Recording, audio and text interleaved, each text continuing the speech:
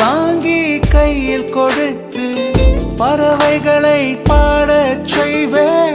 இலையெல்லாம் கைகள் தட்ட அதில் வெல்லும்